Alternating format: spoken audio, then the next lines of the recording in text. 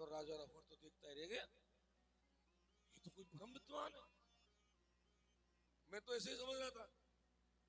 राजा रघुवर खड़ा हो गया हाथ जोड़कर, कस्तम निगूढ़ सरसी तो जाना विवर्ष सूत्रों कदमों बधू। आप कौन है? मैंने आपको पहचाना नहीं, मैंने आपको पहचाना नहीं। आप कपिल देवी तो नहीं है साक्षात, आप अत्रि तो नहीं है, आप वशिष्ठ तो नहीं है, आप चमन तो नहीं है, कौन? आप कोई ब्राह्मण तो नहीं है महाराज? क्यों? ब्राह्मणों से मुझे बहुत डर लगता है। राजा रघुगण क्या कह रहे हैं, भागवत को सुनो आप। ना हम विसंके सूर्यराज वज्रान न तक्षशूला न यमस्य दंडा ना नरक सोमानिल वित्त पास्त्रा संके ब्रसम ब्रह्म कुलाभिमाना। मुझे इंद्र के वज्र का कोई डर नहीं है, चाहे मुझे अभी मार दे। महादेव का त्रिशूल मुझे छेद दे, कोई डर नहीं है। और आकाश में से सूर्य चंद्रमा आग बरसाने लग जाए तो भी मुझे डर नहीं है। मुझे डर है तो केवल क्या है कि मेरे इस शरीर के द्वारा कोई ब्राह्मण का अपमान नहीं होना चाहिए। आप कोई ब्राह्मण तो नहीं। संके प्रसम ब्रह्म कुलाभिमाना, ब्रह्म कुल में पैदा हुए किसी जीव का मेरे द्वारा अनादर नहीं होना चाहिए। आप कोई ब्रह्म तो नहीं है, ब्राह्मण तो नहीं। आप बताओ आप कौन है? आपके गले में जनेऊ पड़ी है, उससे लगता है आप कोई ब्राह्मण है। मैंने बहुत बड़ा अपराध कर दिया। भगवान कहने लगे, ऋषभ देव जी राजन, भगवान कहने लगे, भरत जी महाराज कहने लगे कि राजन तुम बातें तो बड़ी बड़ी कर रहे हो, लेकिन तुमको व्यवहार का ज्ञान नहीं है। पहले व्यवहार का ज्ञान सीखो राजन। तुम ज्ञान लेने जा रहे हो, तुम्हारे मन में अभिमान भरा है। अरे जिसके मन में कूट कूट के अभिमान भरा है वो कैसे ज्ञान पाएगा? ज्ञान तो वहां मिलता है जहां अभिमान नहीं होता। राजा ने हाथ जोड़ लिए, बोले महाराज मैं कहीं नहीं जाऊंगा, महाराज मैं कहीं नहीं जाऊंगा। मैं कपिल देव जी के आश्रम पर जा रहा था, लेकिन अब नहीं जाऊंगा। आप मिल गए ना, बस आप ही मुझे ज्ञान दे दो बस, और मुझे ज्यादा ज्ञान नहीं चाहिए। मुझे तो केवल ये बता दो कि आत्मा का ज्ञान कैसे हो, आत्मज्ञान कैसे हो। तब भरत जी महाराज ने एक श्लोक में ही, और भरत जी महाराज ने ये राजा को पूरा ज्ञान दे दिया। क्या कहा कि रघुगणे तपसा नयाति नेचिज्जया निर्वपनाग्रहात्वा न छंदसो नैव जलाग्नि सूर्यो बिना महत्वा निरजोभिषेकम। अरे रघुगण राजा, जंगल में जाकर के तपस्या करने से आत्मा का ज्ञान नहीं मिलेगा, पुस्तक पढ़ने से भी नहीं मिलेगा। आत्मा का ज्ञान कब मिलेगा? जब कोई महापुरुष के चरणों में बैठ करके सत्संग करोगे, तब जाकर के आपको आत्मा का ज्ञान मिलेगा। बिना सत्संग के, बिन सत्संग विवेक न होई, बिन सत्संग विवेक न होई, बिन सत्संग विवेक न होई, बिन सत्संग विवेक न होई। राम कृपा बिन सुलभन सोई, राम कृपा बिनु सुलभ न सोई, राम कृपा बिन सुलभन सोई, राम कृपा बिनु सुलभ न सोई, बिन सत्संग विवेक न होई, बिन सत्संग विवेक न होई। आप चाहे कितने भी पढ़े लिखे हो, चाहे आप वकील हो, चाहे आप मिनिस्टर हो, चाहे आप कितने भी बढ़ के पद के दावेदार हो, लेकिन सत्संग के बिना जीवन की पूर्णता नहीं होती। जीवन की पूर्णता जीव को सत्संग से ही प्राप्त होती है। जब तक सत्संग नहीं होगा, जब तक सत्संग नहीं मिलेगा, अच्छे लोगों का संग जब तक नहीं करोगे, तब तक हमारे जीवन में पूर्णता नहीं आएगी, कमियां बनी रहेंगी। और सत्संग जैसे साबुन कपड़े को धो देता है, ऐसे सत्संग जीवन के सारे अवगुणों को साफ कर देता है। धीरे धीरे जीवन में निखार आता चला जाता है।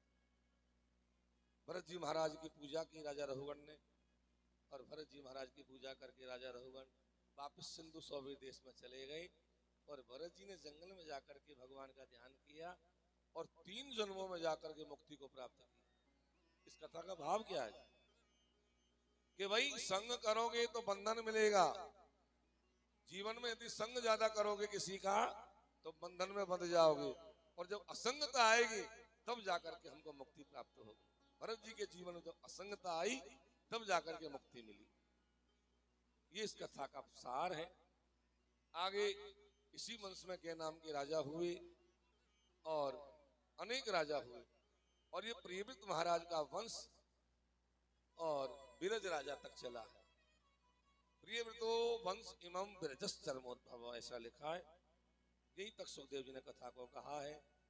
उसके बाद राजा परीक्षित ने हाथ जोड़ करके पूछा, गुरु जी अब आप भूगोल खगोल के बारे में बताओ। ये भूगोल खगोल क्या है?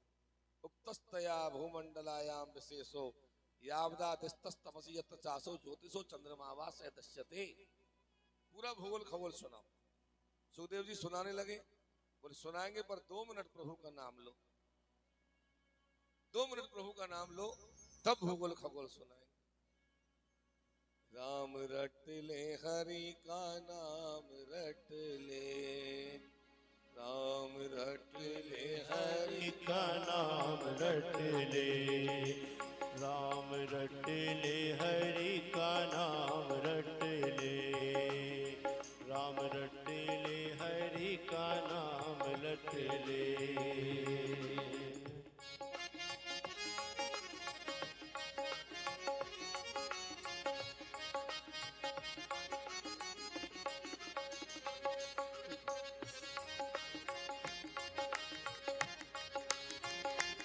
राम रट ले हरि का नाम रट ले, राम रट ले हरि का नाम रट ले, हरि का नाम रट ले, हरि का नाम रट ले, हरि का नाम रट ले, हरि का नाम रट ले, राम रट ले हरि का नाम रट ले, राम रट ले हरि का नाम रट ले, राम रट ले हरि का नाम रट ले, राम रट ले हरि का नाम रट ले, ओ राम रट ले हरि का नाम रट ले, राम रट ले हरि का नाम रट ले, राम रट ले हरि का नाम रट ले, राम रट ले हरि का नाम रट ले, राम रट ले हरि का नाम रट ले। अब यहां से सुखदेव जी महाराज भूगोल खगोल सुनाने लगे। देखो भागवत में पंचम स्कंद में भूगोल खगोल का जो प्रसंग आता है, ये भगवान का स्थूल रूप है। सुनाना पड़ता है, सुनाना पड़ेगा भाई। जो भागवत का मैं कह रहा था, एक एक अध्याय को स्पर्श करते हुए जाना पड़ेगा। नियम यही है। अब किसी को अच्छा लगे या बुरा लगे, नियम तो नियम ही है। तो आइए भूगोल खगोल में क्या कहते हैं सुखदेव भगवान। बोले भाई इस पर धरती पर एक पहाड़ है जिसका नाम है सुमेरु पहाड़। ये सुमेरु पहाड़ इतना बड़ा है कि 85,000 योजन तो ये जमीन के ऊपर है और 16,000 योजन जमीन के नीचे है। इतना बड़ा पहाड़ है सुमेरु पहाड़। स्वर्णपुरी है ब्रह्मा की, स्वर्णपुरी बोलते हैं। और योजन में ही भागवत में प्रमाण दिया है, कोस आदि में किलोमीटर में नहीं है। एक योजन का मतलब 4 कोस और एक कोस का मतलब 3 किलोमीटर। अब आप समझ जाओ। 4 पहाड़ और हैं, मंदर, मेरु, मंदर, सुपास और कुमुद। ये मंदर पहाड़ पर आम का पेड़, कितना बड़ा पेड़ था, 1100 योजन ऊंचा। उसमें जब आम आए, जैसा पेड़ होगा वैसे ही आम आएंगे, फल आएंगे। जब ये फल आए और फल आकर पहाड़ पर गिरे तो वो फल के फूटने पर नदी बनी रस की, उसका नाम है अरनोदा नाम नदी। इलावर्त खंड में जाकर बहने लग गई। मेरू मंदिर पहाड़ पर जामुन का पेड़ था। जामुन के पेड़ में जब जामुन आई तो जैसे छोटे छोटे पहाड़ होते हैं ऐसी जामुन आई, रस की धार बनी और मेरू मंदिर पहाड़ से ये रस की धार निकल करके और इलावर्त खंड में जाकर के मिल गई। तीसरे पहाड़ पर जामुन का पेड़ था, दूसरे पहाड़ पर जामुन का, तीसरे पर कदम का पेड़ था। कदम के पेड़ में फल तो आते नहीं है। मधु की 5 धारा निकली, इलावत खंड में जाकर के बहने लग गई। और चौथे पहाड़ पर बड़ का पेड़ था। बड़ के पेड़ में जब बड़ूला फल आए और उसमें से जब रस की धार निकली तो कामदुधा नाम की नदी बन करके इलावर्त खंड में बहने लगी। इलावर्त खंड ये उत्तर भारत को ही कहते हैं। इलावर्त खंड में भगवान शिव जी की पूजा होती है और शिव जी का मंत्र बोला जाए। देखो 5वें स्कंद में बड़े मंत्र है भागवत, वो भी मैं आपको सुना रहा हूं। भगवान शंकर का स्तवन होता है इलावर्त खंड में। कैसे? ओम नमो भगवते सर्वगुण संख्यानाय अनंताय अव्यक्ताय नमो नमः। इस प्रकार से अनंत भगवान की पूजा होती है। अलग अलग खंडों में अलग अलग भगवान की पूजा होती है। हरिवंश खंड में नरसिंह भगवान की पूजा होती है और नरसिंह भगवान की पूजा कौन करते हैं? प्रहलाद जी महाराज करते हैं। मंत्र बोलते हैं नरसिंह का। नरसिंह का मंत्र कौन सा है? ओम नमो भगवते नरसिंहाय आभिराभिराभिर वज्र वज्र कर्मास्यान रंधे रंधे तमो ग्रस्त ओम क्षोम स्वाहा। इस मंत्र के द्वारा नरसिंह भगवान की पूजा होती है। केतुमाल खंड में कामदेव भगवान की पूजा होती है। लक्ष्मी महारानी पूजा करती है, भगवान के चरण दबाते हैं। हमारे किमपुरुष खंड में राम लक्ष्मण और जानकी की पूजा होती है। हनुमान जी महाराज पूजा करते हैं। क्या बोलते हैं? ओम नमो भगवते उत्तम श्लोकाय नमो आर्य लक्षण शील व्रताय नमो उपासित लोकाय नमो नमः। हमारे भारतवर्ष में उत्तराखंड में बद्रीनाथ भगवान की पूजा होती है, वो भी लिख रहा है। और नारद जी पूजा करते हैं, मंत्र बोलते हैं ओम नमो भगवते परमहंस परम साधवे नमो।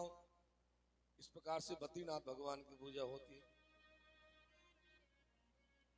हमारे भारतवर्ष में अनेक पहाड़ हैं, अनेक नदियां हैं। उन पहाड़ों की यात्रा करो, नदियों में स्नान करो, बड़ा पुण्य मिलता है। पहाड़ कौन कौन से हैं?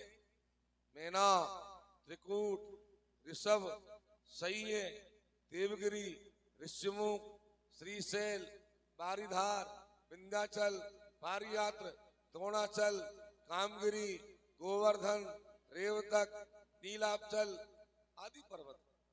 नदियों के नाम भी ये 45 नदियों के नाम है भागवत। 28 पहाड़ों के नाम। बिलरास नदियां कौन कौन सी? चंद्रवसा, अपटोदा, भैयासी, कावेरी, सरकराभद्रा, तुंगभद्रा, गंगा, जमुना, सरस्वती, दशद्वती और ऋषिकुल्या, तिसामा, कोसकी और चंबल का भी नाम है चरणवती और क्षिप्रा जी का भी नाम है नर्मदा आदि सब नदियों के नाम। और आगे लिखा है कि भारतवर्ष के समान तो वैकुंठ भी नहीं। भारत में देवता जन्म लेने के लिए सौभाग्य मानते हैं। भारत के समान तो वैकुंठ में नहीं है। नयत्र वैकुंठ कथा स्वधापगा। भारत के ब्रजभूमि के समान तो वैकुंठ भी नहीं है। जिस समय राजा भागीरथ हमारी गंगा मैया को लेकर के धरती पर आए, ध्यान देना, आप गंगा किनारे बैठे हो, तो गंगा जी जब धरती पर आई तो शिव जी की जटाओं से सीधी आकर के और ब्रह्म सदन पहाड़ पर गिरी है गंगा। कौन से पहाड़ पर गिरी? ब्रह्म सदन पहाड़ पर। उस ब्रह्म सदन पहाड़ से गंगा जी 4 धारों में बट गई। भागवत जी में लिख रहा है, वो बोल रहा हूं मैं। कौन सी धारों में बटी? पुरसीता, अलकनंदा, चक्षु और भद्रा। ये 4 धारों में बटी। ये सीता नदी, ये भी गंगा है, ये उत्तरांचल के पहाड़ों में जाकर के बहने लग गई। अलकनंदा तो आपको पता ही है, बद्रीनाथ के पहाड़ों में बह रही है। सीता, अलकनंदा, चक्षुर, भद्रा, ये 4 धार हो गई गंगा जी। आगे बताया कि भाई 7 समुद्र हैं। सबसे पहले खारा समुद्र, फिर पहले ये सतयुग की कथा चल रही है भागवत। खारा समुद्र, दूध का समुद्र, दही का समुद्र, घी का समुद्र, शहद का समुद्र, शराब का समुद्र, शुद्ध जल का समुद्र, अटलांटिक महासागर जिसको बोलते। 7 समुद्रों का वर्णन, 7 द्वीपों का वर्णन किया, सूर्य की गति बताई, ग्रहों का वर्णन किया, और 7 लोग ऊपर बताए, 7 लोग नीचे बताए। ऊपर के 7 लोग कौन कौन से बताए? भू, भुव, स्वे, में, जन, तप और सत्य लोग। 7 लोग हमारे नीचे बताए, अतल, वितल, सुतल, तलातल, महातल, रसातल और पाताल। हर 10-10 हजार योजन पर एक एक लोक बना हुआ है। बोले पाताल के नीचे क्या है महाराज? बोले पाताल के 30,000 योजन नीचे शेष जी महाराज का लोक। और शेष जी महाराज ने 14 लोक के ब्रह्मांड को अपने माथे पे धारण कर रखा है। 14 लोकों को धारण कर रखा है अनंत भगवान ने। वजन नहीं लगता? बोले नहीं, राई के दाने के बराबर भी वजन नहीं लगता। बोले एवं प्रभावो भगवान अनंतो दुरंत वीर्यो गुणानुभावो बोले रसाय स्थित आत्मतंत्र यो लीलाक्राम स्थित विभूति। अनंत भगवान ने 14 लोकों के ब्रह्मांड को धारण कर रखा है, जिनकी अनंत चतुर्दशी को पूजा होती है। बोली अनंत भगवान की जय। जब ये भूगोल खगोल पूरा सुना दिया सुखदेव जी ने, तब राजा परीक्षित ने एक बात कही। बोले महाराज जी, गुरु जी, आपने सब कुछ सुना दिया? बोले हाँ। बोले एक चीज तो आपने बताई नहीं। बोले क्या? बोले नरक। नरक का नाम भगवान क्यों? ये नरक कहाँ है? यूं कहते नरक में जाएंगे, नरक में जाओगे, कहीं नरक भी है या कल्पना है? सुखदेव जी बोले अरे राजा रुको, देखो भैया, वैसे 84 लाख नरक है, लेकिन भागवती में सुखदेव जी ने केवल 24 प्रधान प्रधान नरकों का नाम लिया। ये नरक दक्षिण दिशा में जमीन के नीचे पानी के ऊपर बने हुए, और यमराज जी का लोक है वो। तो 24 नरकों का नाम बताया सुखदेव जी ने। तामिस्त्र, अंध तामिस्त्र, रौरव, महारौरव, कुंभीपाक, असीपत्र, मनकार सूत्र, वेतरणी, पुयोद, प्राणरोध, क्षार कर्दम, दंड सुग, वट निरोध, पयावर्तन, सूची मुख आदि नरकों का वर्णन किया। बोले महाराज ये भी बताओ जरा, एक अध्याय वर्णन है भागवत। बोले महाराज ये भी बताओ ये नरकों में कौन जाते? बोले भैया जो तामस नरक में वो जाते हैं जो पराये धन का हरण करते हैं, पराई स्त्री का हरण करते हैं, पराये पुत्रों का हरण करते हैं, और उनको तामस नरक में खाने को अन्न नहीं मिलता, पीने को पानी नहीं मिलता, जीव रोता है, चिल्लाता है, लेकिन प्राण नहीं निकलता। बोले महाराज जी आदमी जब मरता है तो शरीर तो यहीं रह जाता है, आत्मा जाती है तो पीड़ा किसको दी जाती है? बोले यमराज जी के लोक में जाने पर जीव को यातना शरीर मिलता है, और वो यातना शरीर को पीड़ा दी जाती है। अंध तामस नरक में वो जाते हैं जो पराई स्त्रियों के साथ में गलत कर्म करते हैं। जीव को इतनी पीड़ा दी जाती है कि जीव अंधा हो जाता है, और जीव रोता है, चिल्लाता है, लेकिन प्राण नहीं निकलते। कुंभीपाक वो नरक है जहां जीव पशुओं को मार मार के खाता है, पक्षियों को मार मार के खाता है। यमराज जी के नौकर पकड़कर उस जीव को ले जाते हैं, और बड़ी बड़ी कड़ाइयों में तेल को खोलाया जाता है। वो खोलते हुए तेल में जाकर के जीव को डालते हैं, जीव रोता है, चिल्लाता है, लेकिन प्राण नहीं निकलते। ऐसा ये कुंभीपाक नाम का नरक। असीपत्र वो नरक है जो वेदों का पाखंड करते हैं, वेद में लिखी हुई बात को तो कहते नहीं है, और दुनिया को पागल बनाते हैं। यमराज जी के लोक में जाकर के यमराज जी के नौकर चमड़े के कोड़े के द्वारा मारते हैं। जीव रोता है, चिल्लाता है, लेकिन प्राण नहीं निकलते। जो व्यक्ति अपने माता पिता को परेशान करते हैं, उनको दुख देते हैं, उनको वृद्धाश्रम में पहुंचाते हैं, उनकी सेवा नहीं करते, उनकी आत्मा को दुखी करते हैं, उनके लिए यमराज जी के लोक में नरक है, जिसका नाम है कालसूत्र। क्या नाम है नरक का? कालसूत्र। कालसूत्र में क्या होता है? बोले कुएं में पटक करके यमराज जी के नौकर पत्थर मारते हैं। जीव रोता है, चिल्लाता है, लेकिन प्राण नहीं निकलते। ये कालसूत्र नाम का नरक। आगे जो मनुष्य पशुओं के साथ में गलत कर्म करते हैं, उनको वज्र के समान कांटों में फेंक दिया जाता है। वज्र कंटक नाम का नरक मिलता है। जो स्त्री अगुआ होकर के पुरुष का धर्म भ्रष्ट करती है, अथवा जो पुरुष स्त्री का धर्म भ्रष्ट करते हैं, यमराज जी के लोक में एक नरक है जिसका नाम है तप्त सूर्मी। वहां लोहे की स्त्री और पुरुष बना हुआ है। स्त्री को पुरुष से बांध दिया जाता है, पुरुष को स्त्री के बांध दिया जाता है गर्म करके। जीव रोता है, चिल्लाता है, लेकिन प्राण नहीं निकलते। आगे एक नरक है जिसका नाम है बैतरणी। बैतरणी में जाने वाले जीवों को मलमूत्र की नदी मिलती है, खून की नदी मिलती है, विष्ठा की नदी मिलती है। जीव को धकेल दिया जाता है। और इस नदी से पार होने के लिए हमारे सनातन धर्म में गौ दान किया जाता है। गौ माता की सेवा से और ये बैतरणी से जीव पार हो जाता है। गौ सेवा से बड़ा कोई सेवा नहीं। गौ माता में सारे देवताओं का रोम रोम में वास होता है। गौ माता के गोबर में लक्ष्मी का वास होता है। गौ माता के गोमूत्र में गंगा जी का वास होता है। लेकिन आज हमारे भारतवर्ष की गौ माता रो रही है।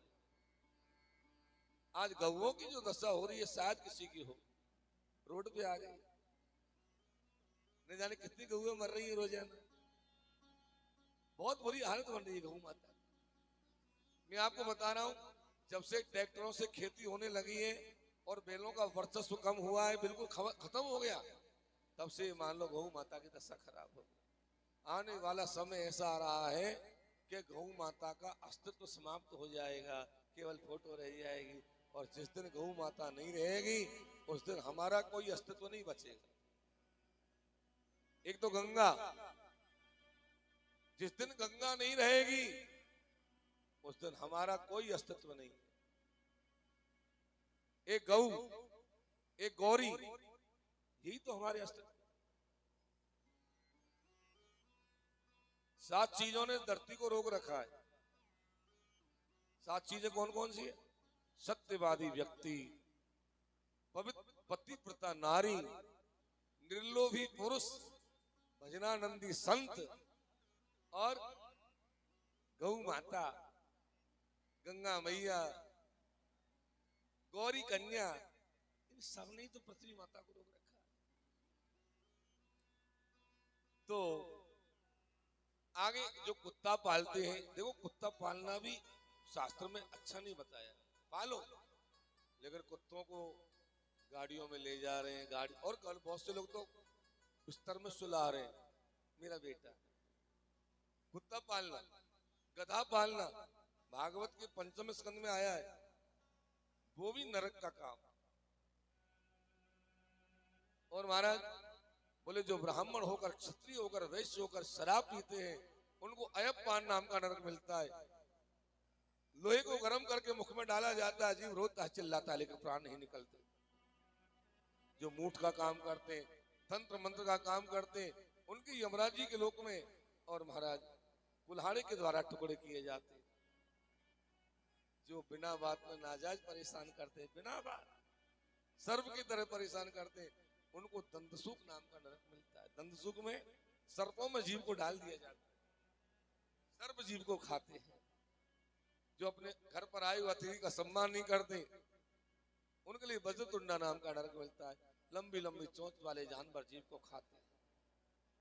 जो पैसे का अभिमान करते हैं, मेरे जैसा पैसे वाला कौन है, यमराज जी की नौकर उसको पकड़ करके यमलोक में ले जाते हैं और सुई के द्वारा छेदा जाता है। सुई के द्वारा जीव रोता है, चिल्लाता है, लेकिन प्राण नहीं निकलते। ये 28 नरकों का वर्णन भागवत में किया गया।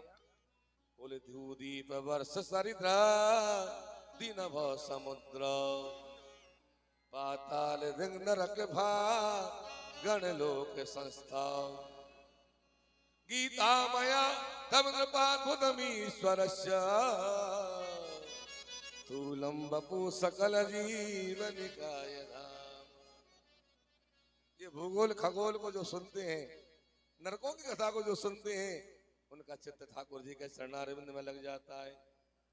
तेरा राम जी करेंगे बेड़ा पार उदासी मन काहे को करे तेरा राम सभी जी गाइए। करेंगे बेड़ा पार उदासी मन काहे को करे तेरा राम जी करेंगे बेड़ा पार उदासी मन काहे को करे तेरा राम जी करेंगे बेड़ा पार उदासी मन काहे को करे काहे को करे रे काहे को डरे काहे को करे रे काहे को डरे काहे को डरे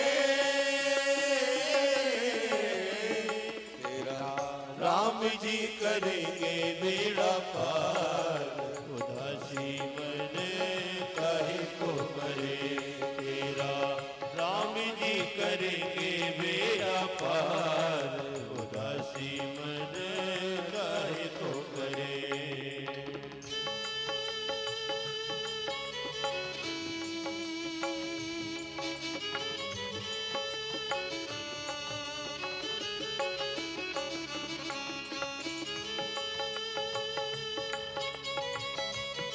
जय श्री राम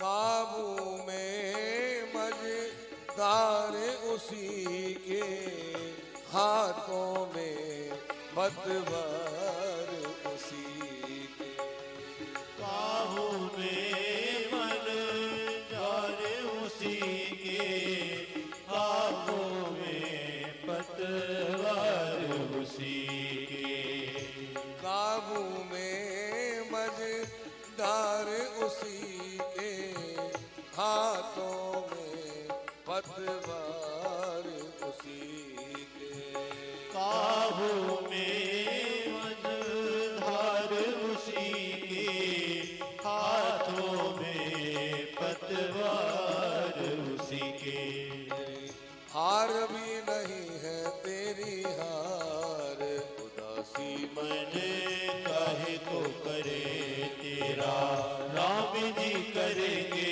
बेड़ा पार उदासी मन काहे को करे तेरा राम जी करेंगे बेड़ा पार उदासी मन काहे को करे तेरा राम जी करेंगे बेड़ा पार उदासी मन काहे को करे।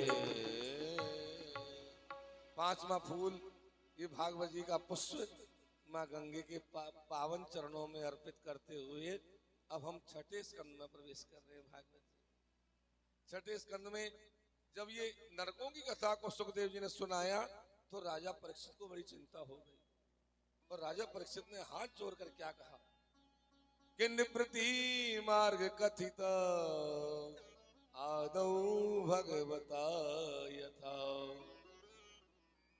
क्रमयोगोपलब्धेन ब्रह्मणा यद संस्कृति। गुरुजी नरकों से बचने का कोई निवृत्ति मार्ग हो तो बताओ ना। निवृत्ति मार्ग क्या है? निवृत्ति मार्ग कथित आदौ भगवता यथा। नरकों से बचने का निवृत्ति मार्ग क्या है? जीव क्या करे जिससे उसको नरक में नहीं जाना पड़े? सुखदेव जी बोले राजन अरे भाई कपड़ा गंदा हो गया तो समय पे उसको धो लो, और यदि समय पे कपड़े को नहीं धोया तो वो कपड़ा धोबी के यहाँ जाएगा, धोबी कूट कूट के साफ कर देगा। ऐसे ही यदि कोई पाप बन गया, कोई गलती हो गई तो उसकी क्षमा याचना कर लो, और नहीं तो भैया यमराज जी के नौकर पूरा बुरा हाल बना देंगे। बात बोले महाराज कोई ऐसा उपाय जिससे जीव को नरक में नहीं जाना पड़े? बोले केचित केवल या भक्त्या वासुदेव परायणा अदम धुनवंती कास्तेन निहारो में विभास्कर। केवल भगवान की भक्ति ही जीव को नरक से बचा सकती है। चित केवल या भक्त्या वासुदेव, भगवान की भक्ति से ही जीव नरक से बच सकता है और किसी प्रकार से नहीं। जैसे सूर्य नारायण अंधकार को दूर कर देते हैं, ऐसे भगवान की भक्ति सारे पापों को जला के राख कर देती है। अनंत धुनवंती कास्तेन निहारो में वास करो। बोले महाराज कैसे भी? बोले हाँ, एक बार भी यदि कोई सच्चे मन से भगवान का नाम ले ले तो बस एक बार का नाम ही जीव का कल्याण कर देता है। बोले सक्रन मनोकृष्ण पदार विंदयो निर्वेशितम गुणरागियैरिह नेति यमं पा से भताश तद्भटा स्वप्ने पश्यन्ति चीन निष्कृतः। सक्रन बनाओ, मन को शुद्ध करके एक बार भी यदि कोई भगवान का नाम ले ले बस, तो सपने में भी यमराज जी के नौकर दिखाई नहीं पड़ते। स्वप्ने भी पश्यन्ति चीन निष्कृता। बोले महाराज आप वैसे ही कह रहे हो या कोई किसी का कल्याण हुआ एक बार के नाम लेने से?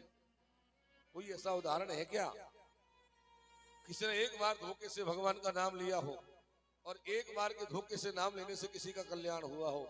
ऐसा कोई उदाहरण हो तो बताओ, तो हम मानेंगे कि हाँ वास्तव में भगवान का नाम तो एक बार लेने से जीव का कल्याण हो जाता है।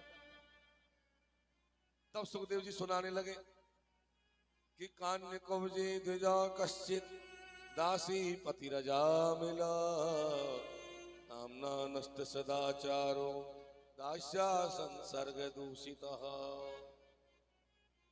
एक बार क्या हुआ, एक कन्नौज नाम का शहर है, कन्नौज उत्तर प्रदेश की तरफ ही पड़ता है। तो वहां कोई ब्राह्मण रहते थे, पंडित जी, बहुत अच्छे पंडित जी थे, और वो पंडित जी का बेटा था जिसका नाम था अजामिल। अजामिल भी बहुत बढ़िया आदमी था, शादीशुदा था, बच्चे वाला था, पिता का पूरा भक्त था, पिताजी जो काम कहते वो करता। एक दिन पिताजी ने कहा बेटा अजामिल? बोले हाँ बेटा, नगर के बाहर एक बगीचा है, वहां से थोड़ा तुलसी फूल ला करके हमको दे दिया करो, पूजा करते हम भगवान की। अजामिल रोजाना तुलसी फूल लेने जाता, पिताजी को ला करके दे देता। एक दिन अजामिल जब तुलसी फूल लेने जा रहा था तो वो रास्ते से तो गया नहीं, दूसरे रास्ते से चला गया जिसमें होकर के वेश्याओं का बाजार पड़ता था। बड़े बड़े शहरों में पहले गणिकाओं के बाजार हुआ करते थे, आजकल भी होते। अजामिल जब गणिकाओं के बाजार में होकर के जाने लगा तो अजामिल की निगाह एक मकान में पड़ी।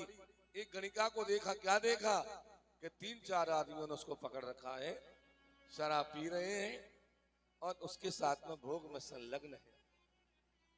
अजामिल ने जब देखा तो देखो आंख बिगड़ी कि मन बिगड़ा, आंख बिगड़ी कि मन बिगड़ा, और मन बिगड़ा कि जीवन बिगड़ गया, पूरा जीवन बिगड़ गया। सबसे पहले आंख ही तो बिगड़ती, और आदमी जब पाप करता है तो उसकी आत्मा कहती है तू पाप कर रहा है, उसके भीतर से अंतरात्मा कहती है तू पाप कर रहा है, ये तो गलत है। लेकिन वासना कहती है कि नहीं नहीं पाप तो कर रहा है, लेकिन देखने की चीज को तो देखना ही पड़ेगा। और आदमी आत्मा की पुकार को छोड़ करके वासना का शिकार हो जाता है। अजामिल भी वासना का शिकार हो गया। वासना ने कह दिया कि नहीं, अंदर चलो, तुम भी देखो ये चीज को। तो अजामिल भीतर आ गया, किवाड़ के छिप कर देखने लगा। उन आदमियों में से किसी की निगाह पड़ गई, अजामिल को पकड़ लिया और अजामिल को शराब पिला दिया। और शराब पीने के बाद अजामिल ब्राह्मण से ब्रह्म राक्षस बन गया। पंडित जी को समाचार मिल गया, महाराज आपका बेटा तो वेश्यागामी हो गया। बोले कह दो उससे वहीं रहे आराम से, अब आने की जरूरत नहीं। अजामिल वेश्या के यहीं रहने लग गया, सारे बुरे कर्म करने लग गया, चोरी डकैती लूटपाट और शराब, पशुओं को मार मार के खाना, सारे बुरे कर्म करने लगे। ब्राह्मण से ब्रह्म राक्षस बन गया। अजामिल जब ब्रह्म राक्षस बन गया, एक बार क्या हुआ कि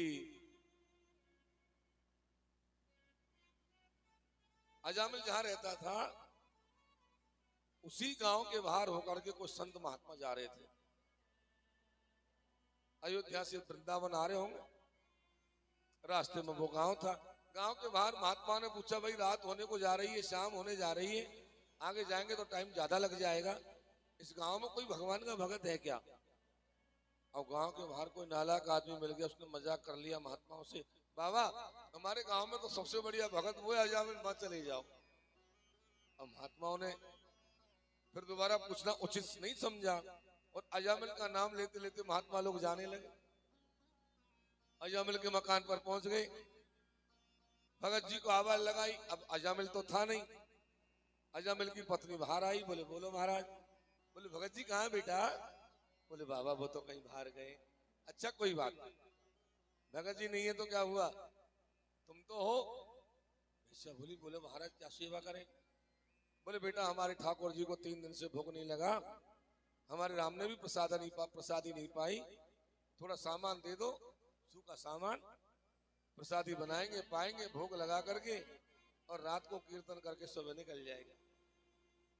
वेश्या ने विचार किया, यदि महात्माओं ने मेरे घर का धान्य खा लिया तो महात्माओं की तपस्या नष्ट हो जाएगी।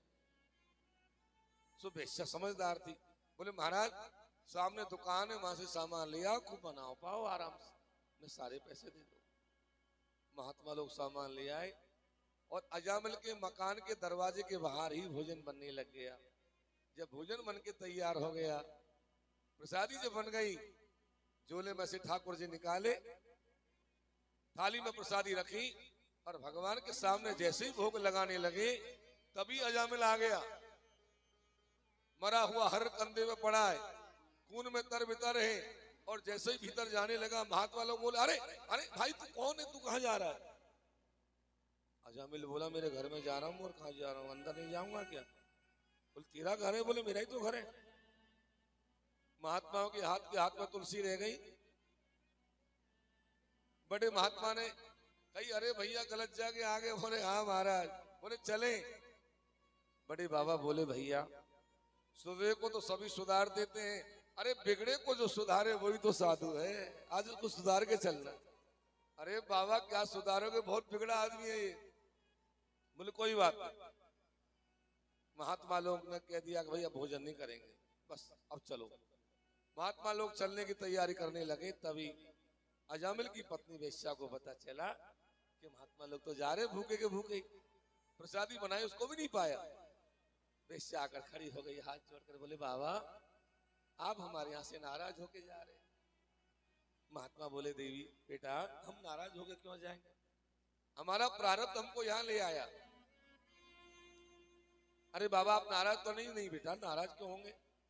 अच्छा ये बताओ तुम्हारे कितने बेटे हैं? वेश्या ने कहा महाराज मेरे 9 पुत्र हैं।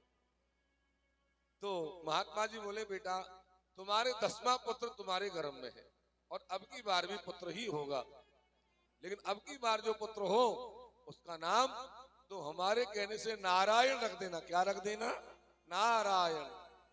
महात्मा लोग कह करके चले गए और वेश्या ने 10वें पुत्र को जन्म दिया जिसका नाम रख दिया नारायण। क्या रख दिया? नारायण। अब ये नारायण नाम का जब पुत्र हो गया, अजामिल का सबसे ज्यादा जो प्रेम था वो छोटे छोटे बेटे पे था। अजामिल का बुढ़ापा आ गया, मृत्यु सैया पर पड़ गया अजामिल। यमराज जी के नौकर आए, सबको लेने 2 आते हैं, लेकिन अजामिल को लेने 3 आए। भागवत में लिखा 3 क्यों आए? अरे भाई विशिष्ट अपराधी दोष से आएगा कि नहीं आएगा क्या पता। तीनों ने आकर के बांध लिया। मूसलों की मार पड़ने लगी, मुदगरों की मार पड़ने लगी, तो अजामिल अपने बेटे नारायण को पुकारने लगा। कैसे पुकारा कि दूरे कीर्णन का सक्तम पुत्रम नारायणाप्यया प्लावितेन सरोणोचे राजुहावा कुलेन्द्रिय। दूरे कीर्णन का सक्तम पुत्रम नारायणाभ्या। जो दूर खेल रहा था नारायण, उसको पुकारा, अरे नारायण तू कहाँ है बेटा, जल्दी आ, मुझे बचा, काले काले कौन मुझे मार रहे, नारायण मुझे बचा, नारायण मुझे बचाओ। अब बेटे ने तो सुना नहीं। आकाश में भगवान नारायण के 4-4 भुजा वाले पार्षद घूम रहे थे। उन्होंने जब नारायण नारायण की आवाज को सुना, उन्होंने विचार किया भाई भगवान को कौन पुकार रहा है। तत्काल प्रकट हो गए 4-4 भुजा वाले पार्षद और यमराज जी के नौकरों को जाकर के पकड़ लिया। बोले क्या कर रहे हो? ये बोले क्या कर रहे हैं? इसको ले जा रहे हो। बोले कहाँ ले जा रहे हो? बोले हमारे यमलोक में ले जा रहे। बोले तुमको पता नहीं किसका नाम ले रहा है ये? बोले किसका नाम ले रहा है? बोले हमारे प्रभु का नाम ले रहा है, नारायण। यमराज जी के नौकर बोले साहब आपको गलतफहमी हो गई, आपके प्रभु का नाम नहीं ले रहा है, ये अपने पुत्र का नाम ले रहा है जी। भगवान के पार्षद बोले अरे मूर्खो, चाहे पुत्र का नाम लो भले ही, लेकिन हमारे प्रभु का नाम तो आ रहा है।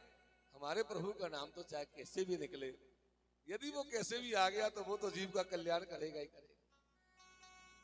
सांकेत्यम पारिहास्यम वा तोमहेलनमेव वा वैकुंठ नाम गहन सर्वदा हरम पर।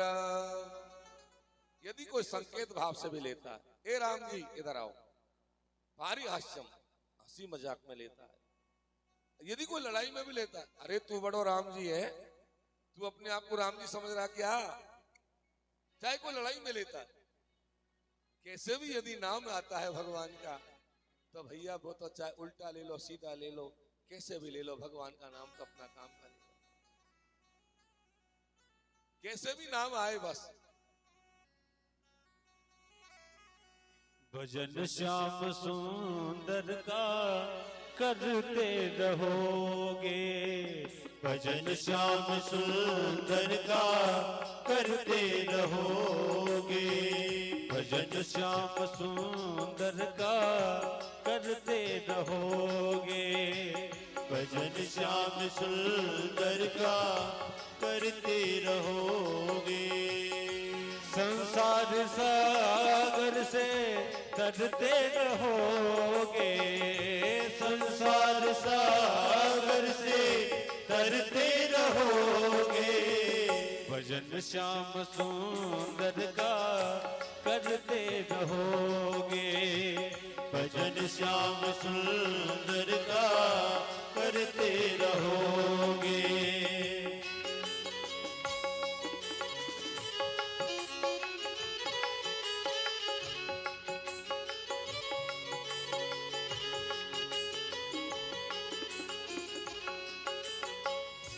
कृपा नाथ बे सक मिलेंगे किसी दिन, कृपा नाथ बे सक मिलेगी किसी दिन, कृपा नाथ बे सक मिलेगी किसी दिन।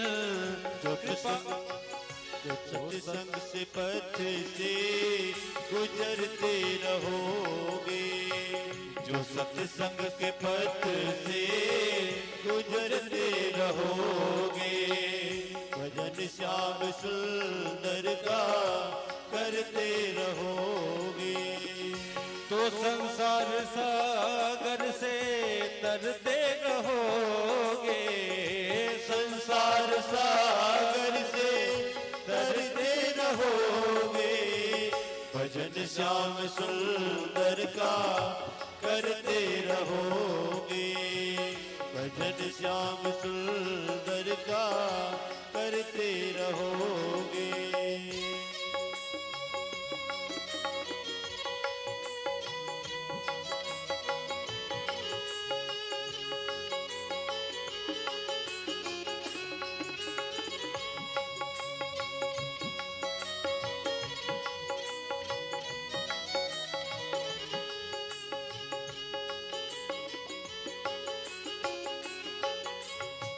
ना होगा कभी कष्ट मन को तुम्हारे, ना होगा कभी कष्ट मन को तुम्हारे, ना होगा कभी कष्ट मन को तुम्हारे, ना होगा कभी कष्ट मन को तुम्हारे। जो अपनी पढ़ाई से करते रहोगे, जो अपनी पढ़ाई से करते रहोगे, भजन श्याम सुंदर का जो करते रहोगे, भजन श्याम सुंदर का करते रहोगे।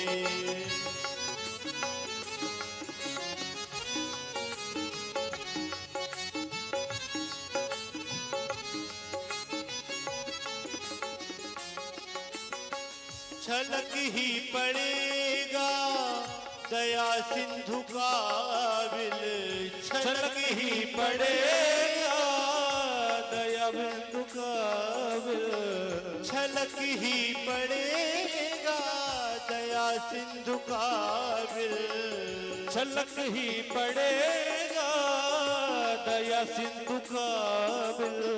जो दृग बिंदु से रोज भरते रहोगे, जो दृग बिंदु से रोज भरते रहोगे, भजन श्याम सुंदर का जो करते रहोगे, भजन श्याम सुंदर का करते रहोगे। संसार सागर से तरते रहोगे, संसार सागर से तरते रहोगे, भजन श्याम सुंदर का वो करते रहोगे, भजन श्याम सुंदर का जो करते रहोगे, भजन श्याम सुंदर का करते रहोगे, भजन श्याम सुंदर का जो करते रहोगे। यमराज जी के नौकरों ने जब बताया कि महाराज ये तो अपने पुत्र का नाम ले रहा है, भगवान के पार्षद बोले पुत्र का नाम भले ही लो, लेकिन प्रभु का नाम तो आ रहा है, और भगवान का नाम तो चाहे कैसे भी लो, उल्टा लो सीधा लो कैसे भी लो, भगवान का नाम तो अपना काम करेगा। यमराज जी के नौकरों को भगा दिया। जब यमराज जी के नौकर भाग गए तब भगवान के पार्षदों को ध्यान आया कि वास्तव में आज हमसे गलती हो गई, ये तो महापापी है, ये तो नरक में जाना चाहिए था, गलत आदमी को आकर के बचा लिया। बोले क्या करे, बोले अपने भी छोड़ चलो। भगवान के पार्षद भी अजामिल को छोड़ गए। अजामिल खटिया पे पड़ा पड़ा सारा दृश्य देख रहा है। पहले काले काले आदमी आए, उन्होंने मुझे मारा, चार चार भुजा वालों ने मुझे बचाया, और चार भुजा वालों के दर्शन करते ही अजामिल की बुद्धि शुद्ध हो गई। जब बुद्धि शुद्ध हो गई तो अजामिल ने वेश्या का घर छोड़ दिया और वेश्या का घर त्याग करके बाहर आ गया, और घिसड़ता घिसड़ता गंगा किनारे आ गया और गंगा जी में आकर के नहा लिया, और गंगा जी में नहाते तो और बुद्धि शुद्ध हो गई। अब तो गंगा किनारे बैठ गया और भजन करने लग गया भगवान। भगवान के पार्षद भगवान के पास में गए, बोले प्रभु आज हमसे बहुत बड़ी गलती हो गई। बोले क्या हुआ? बोले एक महापापी को जाकर हमने बचा लिया। बोले महापापी? बोले हाँ। तुम क्यों गए? बोले हमने सोचा वो आपका नाम ले रहा है, नारायण नारायण कह रहा था, बाद में पता चला वो तो महापापी है। भगवान बोले फिर तुम उसको लाए कि नहीं लाए? बोले नहीं। भगवान बोले वो महापापी था, अब वो महापापी नहीं है, अब तो वो गंगा किनारे हरिद्वार ऋषिकेश में बैठकर मेरा भजन कर रहा है, अब तुम उसको ला सकते हो। जब ये कहा तो भगवान के पार्षदों ने कहा ये तो बहुत बढ़िया बात है। तुरंत विमान लेकर के चले और अजामिल जहां गंगा किनारे भजन कर रहा था उसको विमान में बैठाया और शंख चक्र गदा शंख चक्र सब झालर शंख बजते जा रहे, चमट होते जा रहे, अजामिल को लेकर के चल दी। वैकुंठ में पहुंच गए। अब वैकुंठ की मर्यादा क्या है कि चाहे कितना भी बड़ा भक्त हो लेकिन वैकुंठ के दरवाजे तक ही विमान में जाएगा। वैकुंठ के अंदर तो उसको पैदल ही जाना पड़ेगा। वैकुंठ के अंदर समर छड़ी छत्र केवल भगवान पर टूटते हैं और किसी पर नहीं। लेकिन आज भगवान के पार्षद इस बात को भी भूल गए, भीतर ही ले गए। जब भीतर ही ले गए तो लक्ष्मी जी भगवान के पैर दबा रही थी। लक्ष्मी जी ने कहा प्रभु आज कौन आ रहे हैं, कोई दूसरा विष्णु आ रहा है क्या? भगवान बोले अरे देवी कोई भगत आ रहा होगा।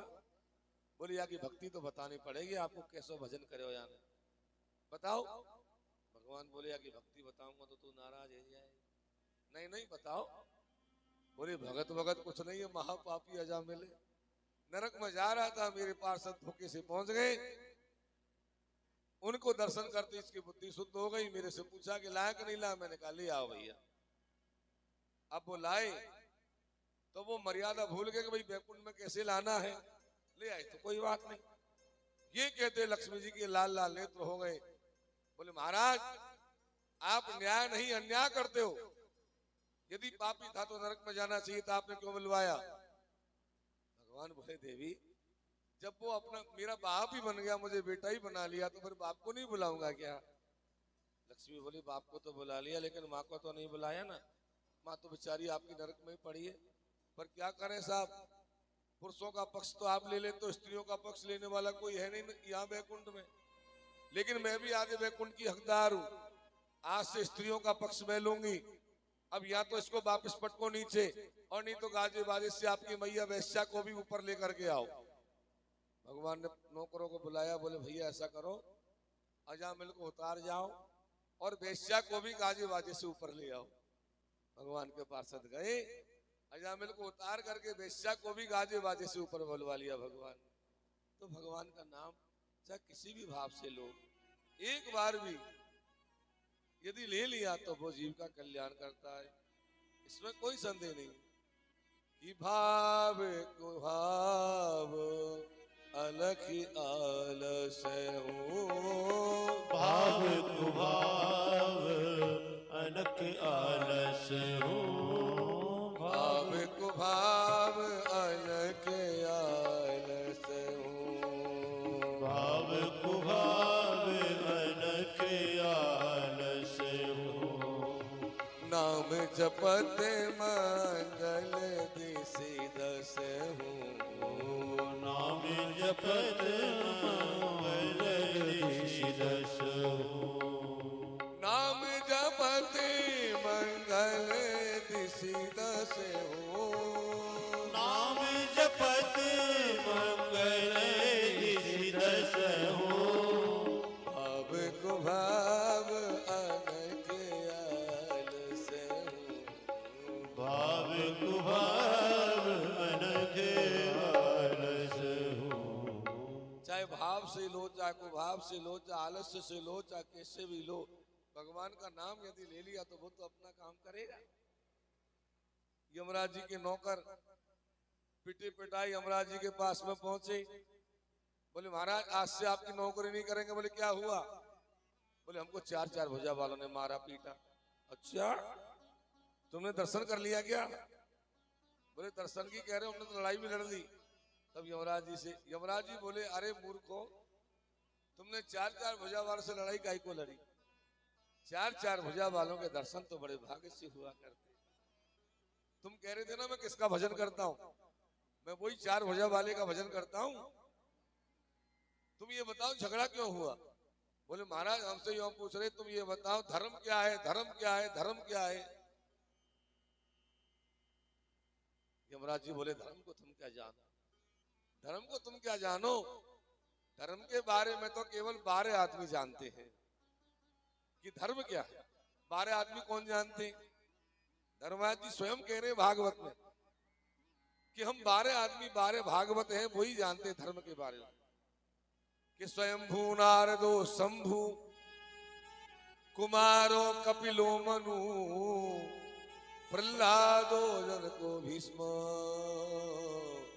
बलिर्वैयासकी वयम्। एक तो स्वयंभू ब्रह्मा जानते, एक नारद जी जानते, एक भगवान भोलेनाथ जानते, एक संत कुमार ऋषि जानते, एक कपिल देव भगवान जानते, एक मनु जानते, एक प्रहलाद जी जानते, एक राजा जनक जानते हैं, एक भीष्म पितामह जानते हैं, एक राजा बलि जानते हैं, और 12वां आदमी मैं धर्मराज भी जानते। मेरा भी नाम 12 आदमियों में। द्वादशेते बीजानीमो धर्मम भागवतम भट्टा। ये 12 भागवत भट्ट हैं जो धर्म के बारे में जानते। तेरे में कोई नहीं जानता। धर्मराज जी ने 84 लाख नौकरों को बुलवाया, अलग अलग नरकों के पहरेदारों को बुलवाया, सबको बैठाया और बैठा करके कहा सुनो, आज से नियम निकाल रहा हूं। कोई भी आदमी एक बार भी मंदिर में चला जाए, एक बार भी सत्संग में चला जाए, एक बार भी कथा में चला जाए, एक बार भी कीर्तन में चला जाए, उसको कभी भी लेकर के नरक में मत आना। यमराज जी के नौकर बोले महाराज कोई अपने बेटे का नाम धर देगा राम जी, कोई श्याम जी, कोई कन्हैया जी, कोई दामोदर जी, कोई घनश्याम जी, कोई मदन मोहन जी। ऐसे तो सब दुनिया को नहीं लाएंगे। बोले नहीं लाएंगे तो नहीं लाएंगे भाई। पुराने जमाने में माता पिता जब बच्चों का नाम रखते थे तो ऐसा सोचते कि भाई भगवान का नाम रखो जिससे कम से कम 10-20 बार भगवान का नाम तो निकल जाए मुंह से। सोच समझ के नाम रखते थे।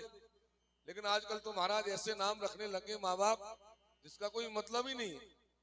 डिक्शनरी में न जाने खासे नाम आ गए आजकल, इनका कोई लेना देना नहीं। चिट्टू मिट्टू टिट्टू किट्टू सिट्टू कोई लेना देना नहीं, क्योंकि नाम से रूप का बोध होता है और रूप से चरित्र का बोध होता है और चरित्र से मन सुधरता है, तो नाम से मन सुधरता है। नाम हमारा मन सुधरता है। यमराज जी के नौकर बोले तो महाराज आपने तो कह दिया कि इनको मत लाना, इनको मत लाना, फिर लाए किसको ये भी बता दो। तब यमराज जी ने अंत में कहा कि जिब्बान भक्ति भगवत गुण नाम धेया चेतश्च न स्मरति चरणारविंद।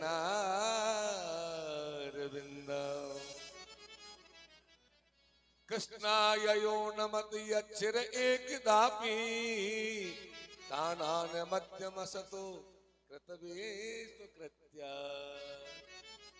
जिसकी जिह्वा पर एक बार भी भगवान का नाम नहीं है, जिब्बान भक्ति भगवत गुण नाम धेयम्।